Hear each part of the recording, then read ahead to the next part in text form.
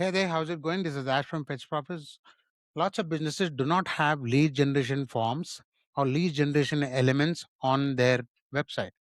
You could be an e-commerce store, you could be a SaaS business, you could be a B2B business, you could be a regular business that provides services. Regardless of the type of business you have, and there are different ways to go about this depending on the type of your business, you should have lead generation elements on your site, which could be a pop-up, which could be an embedded form, or which could be a pop-up that shows up on a click and so on. For example, right here on my Fetch Profits website, there is a button here that you can see on the screen. If you click on this, a pop up shows up as shown, and this pop up is necessary for you to sign up leads. If I click out of it and get to one of my blog posts, somebody were to land on this blog post directly, get to the bottom. You also have another sign up form here that says and offers the same thing. I'm making an offer to for you to get the revenue leak finder, which you need to have so that you can self audit your ads workflow before you launch your Meta ads or your Google ads. It's absolutely critical and free of cost, which also provides you with some information that you need before you launch your paid ads on Google or on Meta. So, this is the freebie that I give away. It's a lead magnet that I give away. And I am creating this particular sign up form which shows up under every single blog post that I have. Now, in turn, these blog posts are discoverable on Google. If somebody were to find this particular blog post directly on Google, they would click on it, get to this blog post, read the whole blog post, get to the bottom, and sign up for that self audit. Or if they were to get to my website here directly, they would click on any of these buttons and they would still sign up for the audit that I have. This is how I tend to use my lead generation forms depending on the type of business I have, which is a service based business. If this was an e commerce business, your lead generation forms in a different way. Maybe you have a 10% discount coupon that you want to give away for your people, for everybody who visits your site. Or maybe you would want to wait for a few seconds after they land on your e-commerce site and maybe provide a PDF that explains how your products can be used better. Maybe if you have a software as a service business, you would have people sign up for free for your software and have them use the software for maybe 14 days as a free trial. Or maybe like MailChimp does, have them use it for as long as they want. They can upgrade when they're ready to upgrade. Depending on the type of business, you would want to have lead generation forms or lead generation elements of different types. Now, your lead generation elements can be different type depending on what platform or software you deploy to get your lead generation forms to work. I use Klaviyo, and I use what Klaviyo allows me to use, such as embeds and pop-ups on my site. Now, you could have something as advanced as Opt-in Monster that gives you even more ways to go ahead and have lead generation elements, such as a simple element that shows up from the bottom left or bottom right, and many more, such as an exit intent pop up. The choices are yours, but you got to have a lead generation element on your site. So, what happens after lead generation element does its job? What happens if somebody signs up after they see this particular offer? So, let's say you're interested in this and you used your first name, your email, and you clicked on send me the audit. When you do this, because I'm using what is called as a double opt-in method to verify contacts who sign up like this, you would need to now log into your Gmail or your Yahoo or your Outlook, check for the email that's automatically sent to you, click open that email, and verify by clicking on a link that you have seriously signed up for this particular offer. It's also called as double opt-in, which I would highly recommend. If you use double opt-in and if somebody went ahead and verified their sign up here on my site, the next email then would be determined by how I constructed what is called as an automation sequence or an email automated sequence or a flow, depending on the email service provider you use. In my case, I'm using Klaviyo here. So if I click on flows on the left side panel, you will now see various flows that I have created. Out of these, the relevant flow that I'm showing you is this particular flow where there is what is called as a trigger. Now, almost universally, regardless of the type of software you will use, more often than not, you will come across this term called trigger because trigger is what it sounds like. It triggers the whole workflow. When somebody comes here to this particular blog post and signs up for this revenue leak finder, and they went ahead and verified their sign up, That's when this particular trigger is triggered, and then this workflow runs automatically. So let's say one person signed up now as we speak, then this particular trigger is triggered. Then the first email, which is the module here, it's called Revenue Leak Finder. This is fired. Now I'll want to show you how that mail looks like. So this particular email is, I can click on edit email here to show you how this email looks. So this is the first email that goes out when somebody signs up and verifies themselves. So you have your logo here, you have this image, which is also the image of the lead revenue leak finder that I have going out, that says, hi, how are you? Thank you so much for signing up. Here's what you asked for.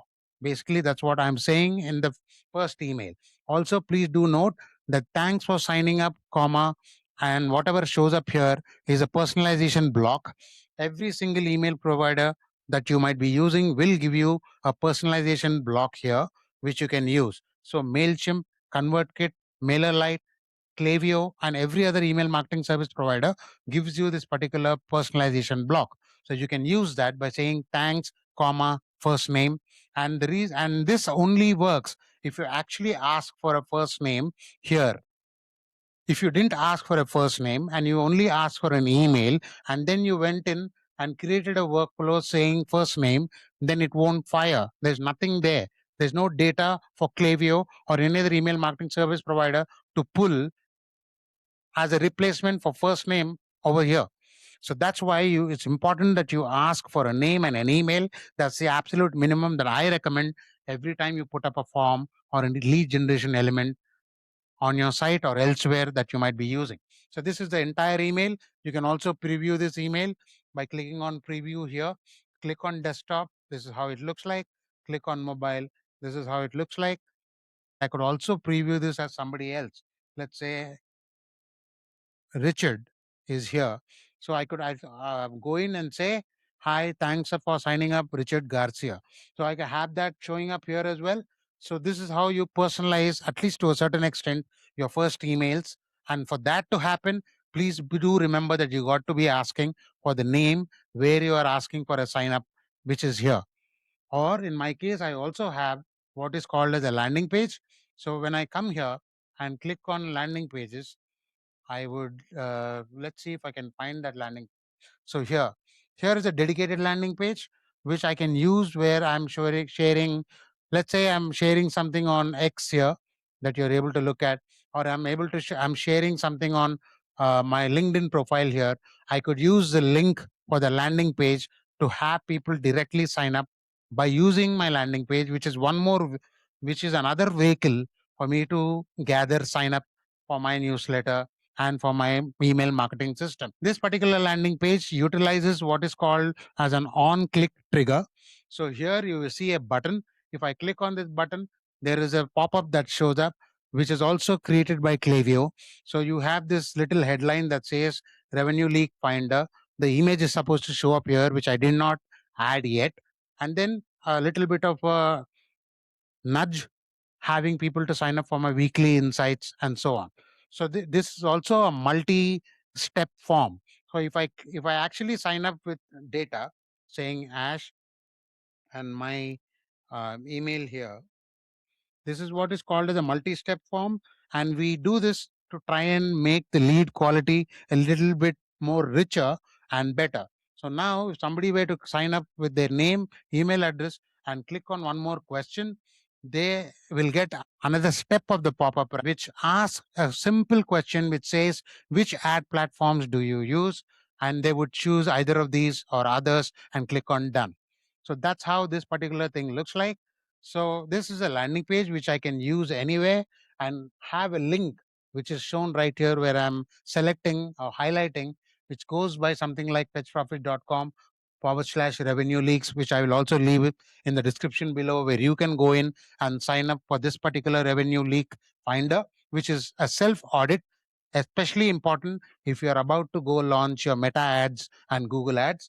I'm going to click it, I'm going to add it so you can see all of this in action. But this is how you would work with generating leads in various forms So you would have multiple landing pages. If you have multiple things or offers that you're giving away, you will have multiple opt-in forms like this. If you have many things that you are giving away, at best you should at least be giving away one thing which is free of cost or at least low friction, so that people have something in it for them. People have something to sign up for.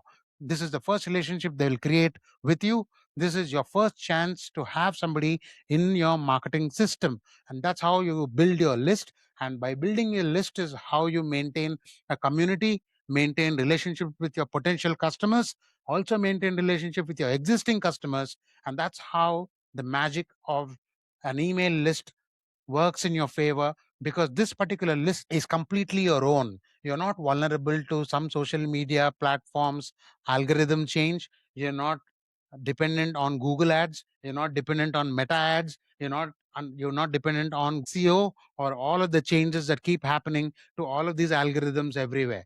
All of the people who are signing up with your brand today, whether they like you and hence they signed up, whether they whether they signed up because you gave away something in exchange for their email address, or maybe because they are your, maybe because they're your newsletter subscribers, and so on. All of these people are segmented and sorted and kept in different segments inside your email marketing platform, and they are managed that way, nurtured that way. And then that's when your pipeline builds. That's when you start selling. That's how you got to think about your email marketing, your lead generation, why it's so important for your business, regardless of the type of your business. Yes, how you make offers, what offers you make, how you set your workflows here, whether you use Klaviyo, whether you use MailChimp, all that depends on your business. That's really up to you to figure out. But what I just told you is an absolute essential for every single business, whether you're a solo business owner or whether you're a large brand with over 50,000 people employed. That's exactly how you go about setting up lead generation for your business. If you have any questions, please feel free to comment. If you're new to the channel, please do subscribe to this channel and click on the bell icon to receive notifications. This is Ash from Pitch Profits signing out.